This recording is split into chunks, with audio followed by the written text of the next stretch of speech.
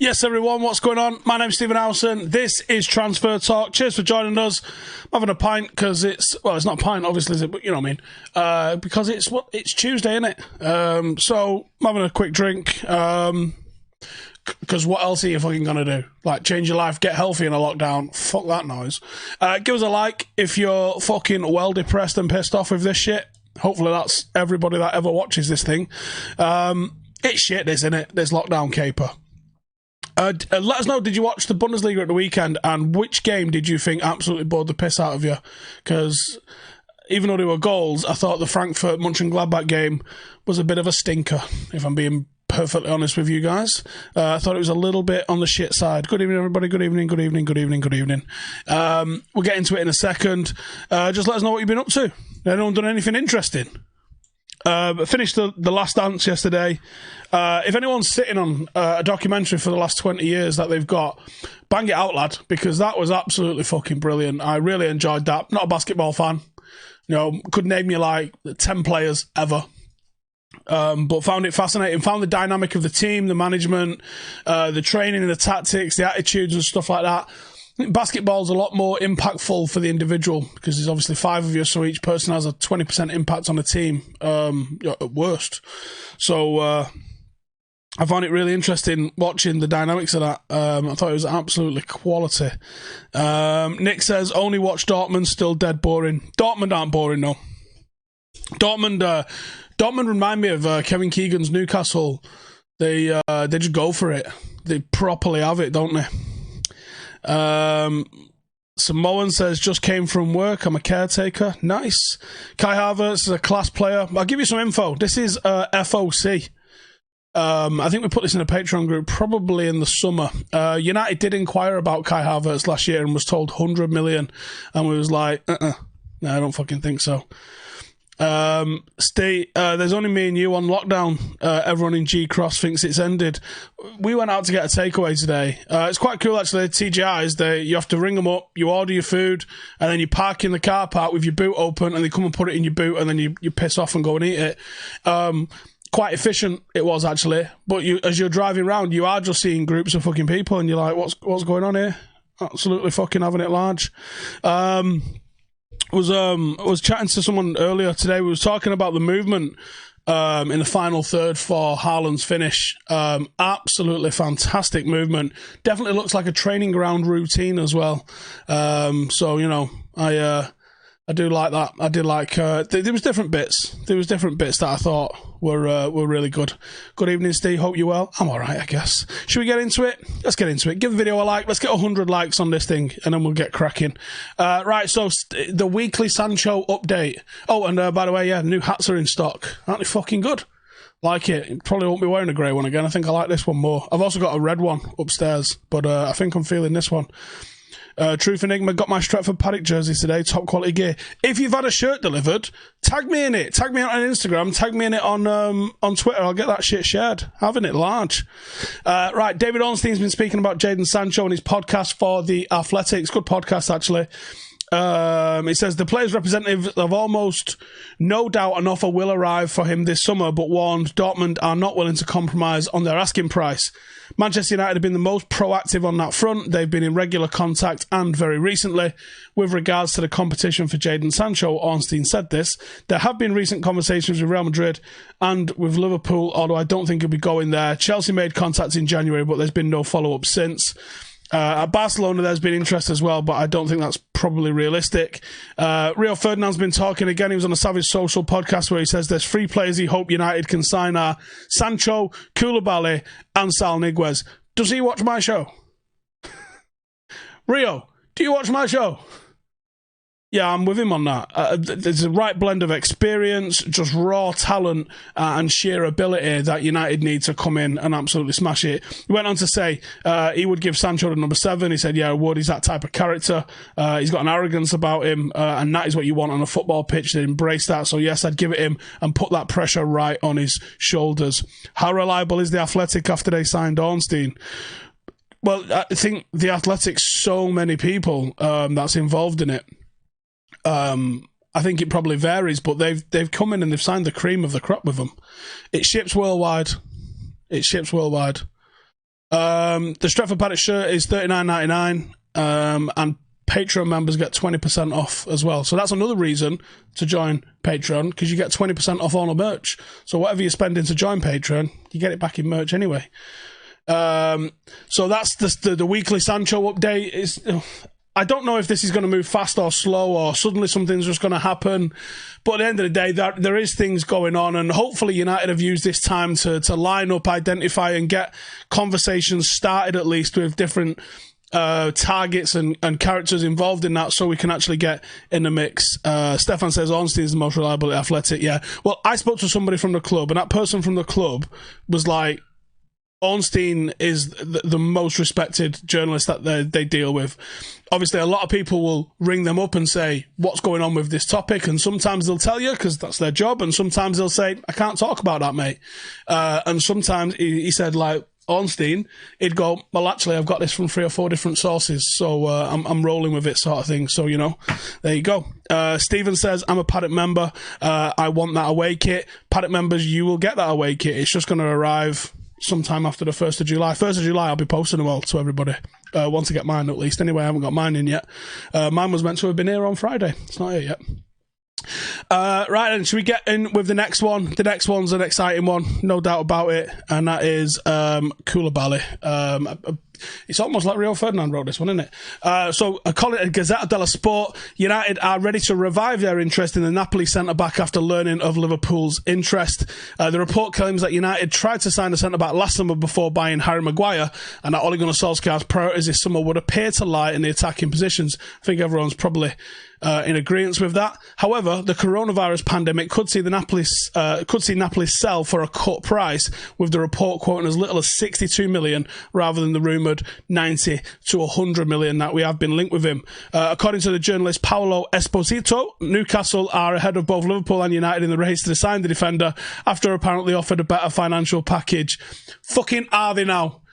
Jesus Christ. I did say this, didn't I, a couple of weeks ago. Watch out for Newcastle being linked with every cunt, because now they're loaded. This is what happens. They get thrown into the Paris Saint-Germain have got money, just fucking throw them in the mix. Are they really going to sign Coulibaly? Are they fuck's sake? This is like when City got money and they were like, we're going to have Messi, we're going to have Kaká, we're going to have Rooney. You're going to sign fucking Joe and Jolie and Lescott. Shut the fuck up. Right, so, yeah. Are Newcastle offering a better pack? No, they're fucking not. Shut up. Lie down. Although the bid will depend on their big money takeover at St James's Park goes ahead, which it hasn't even gone ahead yet. So how can you tell me that someone's phoning up like, Reach Pet, we like to get that Kalidou Koulibaly like? No, they're not. Don't talk utter fucking macker. Absolute ball sniffers. I'm not having that. Are you having that? Is anybody having that? I don't think anyone's having that, are they? What a load of fucking rhubarb that is. Ross says 50 million for Coulibaly is an absolute bargain. Stefan, if we sign Coulibaly, what happens to Victor or Bailly then? Okay. My little fucking sparrow on the inside seems to think that Solskjaer's not entirely convinced with Victor Lindelof. And I don't think you can be entirely convinced with the fitness of either Axel or Bay, can you? So, you know, I don't think that looking at a centre-back is the worst option. We are stacked in terms of numbers at centre-backs, but in terms of first-choice centre-backs, you're just essentially looking at Harry Maguire, and that's you, really, isn't it? Napoli dropped the ball with Coulibaly. Should have sold last year. Maybe.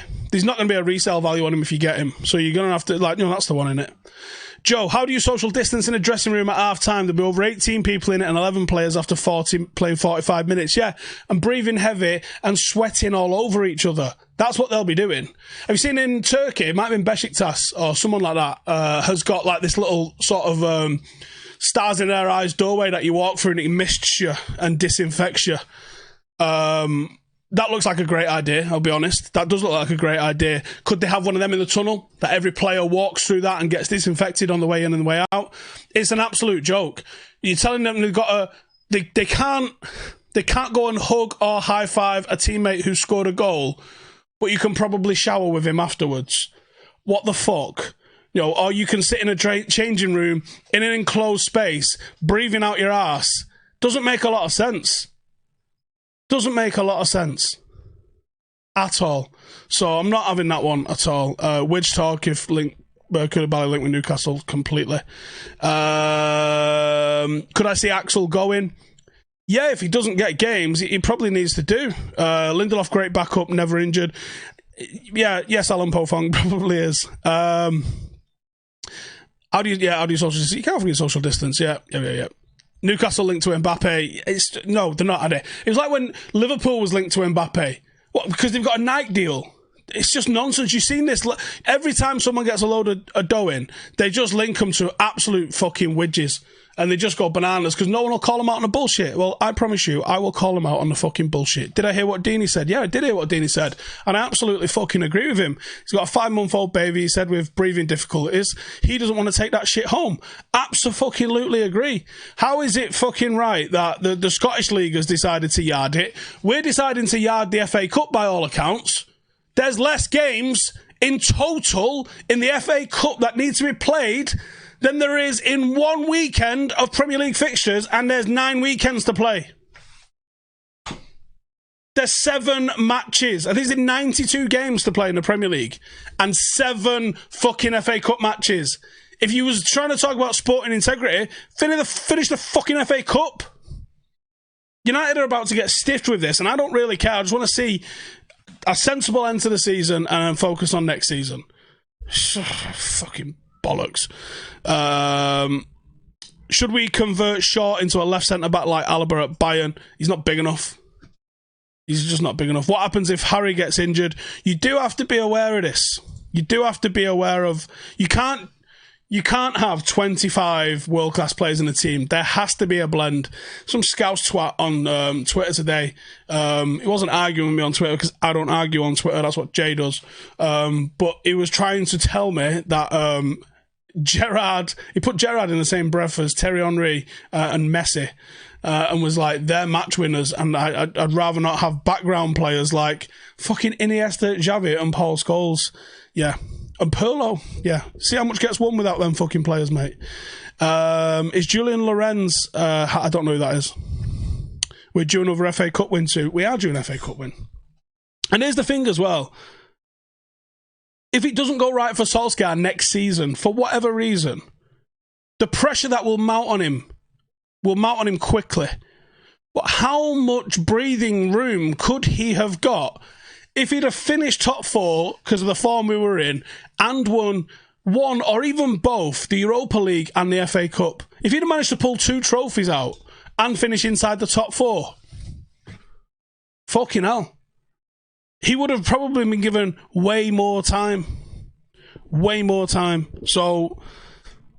It's a fucking shame that those cups aren't going to go because Solskjaer is probably very likely to lose his job anyway, just because of the nature of football and the volatile way that everyone gets fucking launched.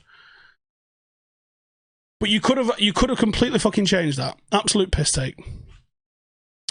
How long will the transfer window be reduced according to me? I don't know.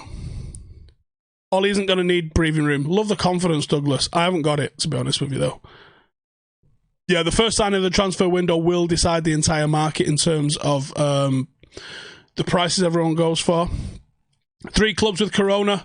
Season has to be done. Yeah, that's 3 that have tested this weekend. Very interesting to see because they're testing every few days, I believe.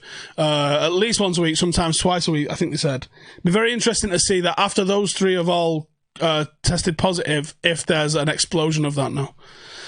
I think I was quoted 50-1 by Paddy Power for United to get top 4 and win Europa League and FA Cup. Do you know what I mean? And, you know, I'm not saying that we'd have done all 3, but it was possible for us to do all 3. Build him a statue if he manages that. There's nothing to make me happy in this moment in time than Liverpool not winning the league. I mean, it's funny, but at the end of the day, I don't really give a fuck. I started telling myself that they were going to win the league back in Christmas anyway, so I was kind of over it a little bit. Get your questions in, and we're going to come to our last transfer that we're going to talk about today, and it's a new name. I haven't bothered picking up about any of the ones in Germany. I know, obviously, Sancho plays in Germany, but that wasn't one of the ones that just got pulled out of someone's ass.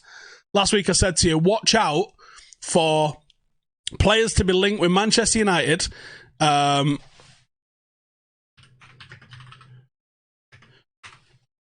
Watch out for players to be linked with Manchester United this week, following the Bundesliga this week, because the journalists are just watching the Bundesliga and they'll be like, yeah, let's link him. So here's the ones that we've seen so far. Kai Havertz was being tracked by Manchester United, according to the Times. We saw obviously the Jadon Sancho links. There was another one earlier as well. Let me find it. Can't find it. Oh, Borussia Mönchengladbach's Alassane Play. It's got to be Play on it. I've never heard of him. So, yeah, definitely that was another one that got fucking dragged out this weekend. There was 4 that I saw. Any that you saw? Havertz. Yep.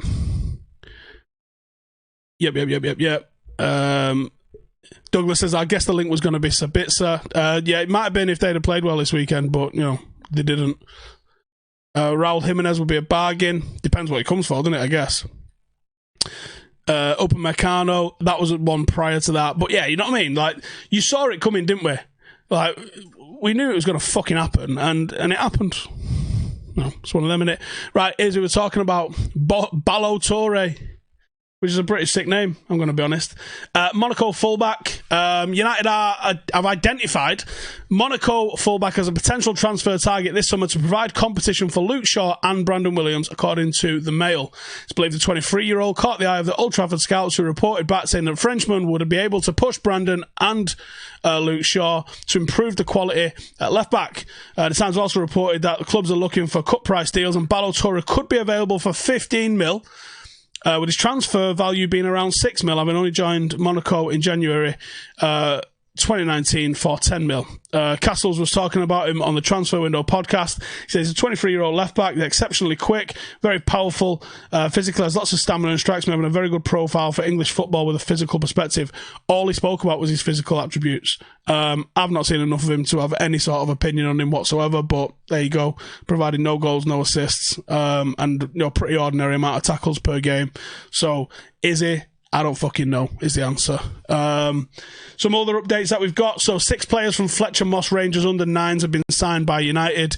What I didn't like about that was that they printed the players' names in the paper. Why are we doing that? I don't know why we're doing that at all. Why are we doing that?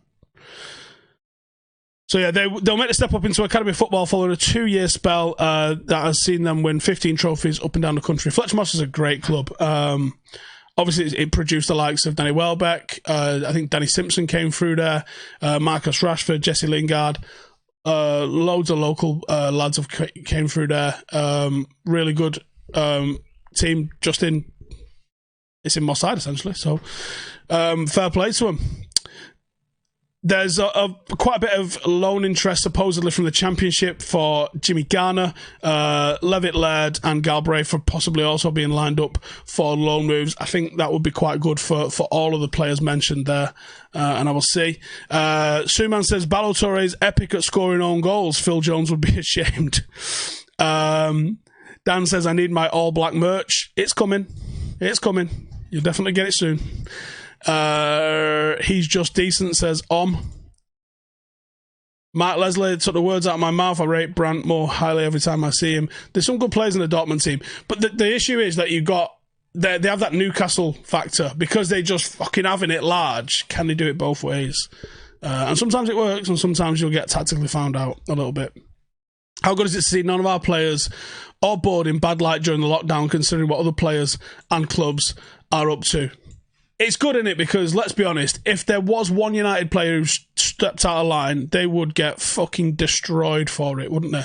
They'd get absolutely obliterated, because that's what happens when it's United players every single fucking time. Brandon would fight for the left-back spot. What am I talking about? Why don't United buy 16, 17-year-olds from Brazil, like Real Madrid and Barca?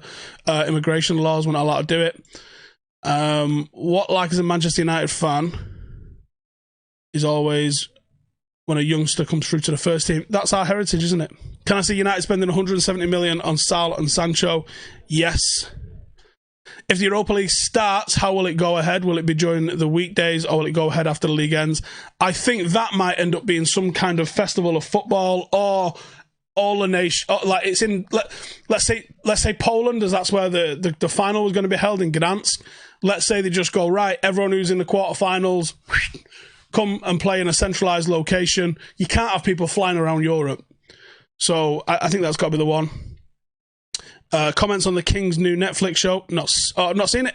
I haven't seen it yet. It's on my to-do list. Can I suggest which teams suit Garner for loan? Not really. One that's going to play him 75% of the time. Jay says Brandon's not even good. Mate, just take the Vaseline off your glasses. That's fucking ridiculous. Brushy Munch and Gladblack asked fans to send in pictures for their cutout. Seemingly loads of people sent in Savile and Harold Shipman pictures. People are brutal. When or where can I get the black hat? If you go to stretfordpaddockfc.com, all one word, apart from the .com obviously, it says club shop at the top. Click on the club shop and you can buy everything that's on there as well. I think the black hat is under, there is an all black one with a black badge and there's a black one like this, which is underneath. I think the thumbnail is the grey badge, but once you go on it, you can select. There's two types of grey. There's red and there's black. So you select the options once you get on there. If we don't sign Sancho, is that a disappointing window? See what else happens. Coulibaly or Grealish along with Sancho, fantastic. Is Laird going on loan? I haven't heard. I don't know what's going on with Ethan. Any links to Calvin Phillips? Haven't seen any of them. Have I heard Rooney on LVG? Ridiculous. Why was it ridiculous? It was absolutely fucking bang on in what he said. I totally agree. You could see things that was working, and Rooney's not the only player that's said this. There's players I've spoken to have gone, I'd have fucking loved him to get a third year. The problem what happened was, if we'd have gone from Louis to Solskjaer, you might have seen a smoother transition because there's a lot of things that both of them managers are doing that dovetail in nicely. Jose and Louis couldn't have been more opposite in terms of how they are and what they do in terms of setting up a team. And because of that, you've seen like the likes of Daley Blind that were doing fantastic under Louis van Gaal, and Jose got in, looked at him, laughed, said, "Can you even do fucking 5 press-ups? Get the fuck out of here." And then changed the profile of the squad a little bit.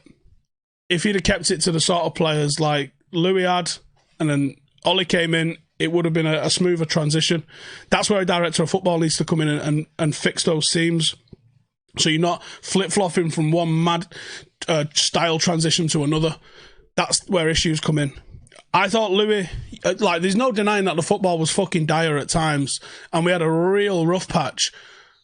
Someone tried to give Louis stick by saying we had like 40 injuries, and you're like, surely the fact that we had 40 injuries, doesn't that tell you that, look how many players got their debuts? Now, they didn't get debuts because they was killing it in the youth team. Like, Marcus literally got a debut because 20 minutes before the game, Tony Marshall goes down injured, and Tony Marshall was starting because Rooney was out injured. They had no options. They literally had no options at all. That's why these youngsters was getting debuts. So you've got to take into account that inside 2 years, he's come, he got a Champions League qualification finish, and then he lost out on one by goal difference and won an FA Cup.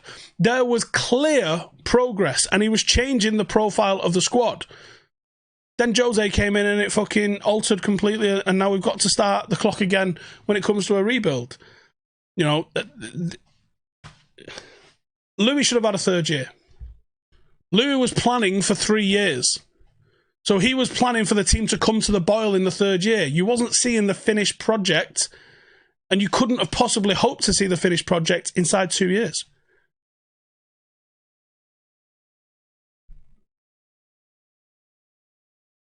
The football was shit under LVG, and he was an embarrassment. Very clearly had a problem with the drink as well. I'm not sure if he did have a problem with the drink. I've not heard that. The football was shit at times. But you can't just demand excellence and get it the same way. There has to be a process in terms of bringing the team to the boil. Will Sancho move block Greenwood's progress? No. If I could only get one player this summer other than Sancho, would I go for Sol Niguez? As bad as it is, up against it now, Solskjaer's up against it now without a chance to win a trophy. I think we might still get the Europa League one. It doesn't sound like the FA Cup one's going to go ahead, which is fucking nonsense at the end of the day, isn't it? Absolute nonsense. Don't forget how incredibly boring United were during the day, but it's patience. You got to have patience. You can't just fucking demand long-term projects with instant results. Sometimes you get lucky and you can have a good run of it. You know, we were very good. Look, we've seen the same problems with Solskjaer's team this year. If we'd have got a Bruno-like character, we might have been fine. If we'd have had our first choice team in there, we might have been fine. You got to remember, we were great against the rest of the top six. And we just needed someone and something to help us against the teams lower down in the table, because those exact same teams was causing us problems under Louis that are causing us problems under Ollie. How do we set up in midfield with the players you're looking at? Well, it's flexible. You change it in different games. Arsenal 3-2 under Louis, where Rashford scored twice. Rewatched that game. We played mint. Not only that, we had Fosu Mensah in the team and Marcus in the team. And I think there was even someone weird like James Weir came off the bench.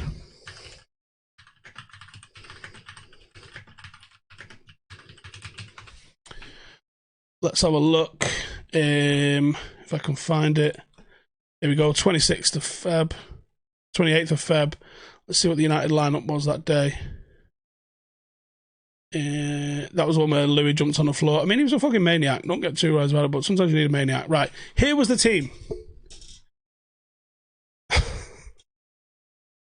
So we fucking taught Arsenal a lesson this game. Here was the team. De Gea in there, fine. Varela. I don't even know where he is now. I think he's back at Penarol. Carrick and Blind at centre-half. Carrick and Blind at centre-half. Rojo left-back, and he came off for Fosu Mensah on the 55th minute. So, our defence at the end of the game was Fosu Mensah, Varela, Carrick and Blind. The midfield was Schneiderlin, Lingard, Herrera and Mata.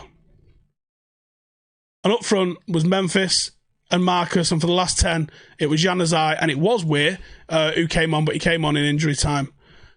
Like, look at that fucking team. And it did play mint. Look at the fucking team, man. Yeah. No, there was no Rooney in there. There was none of the fucking big name signings that we had in there. No Luke Shaw in there. This is what we had to come to. Madness. Right, is there any questions? Let me know what the script to Rooney is. Burnley assistant manager tested positive. Nightmare. Memphis did a in-the-air rainbow flick that game. He also controlled it behind him with the bottom of his foot, which I've never seen before or since.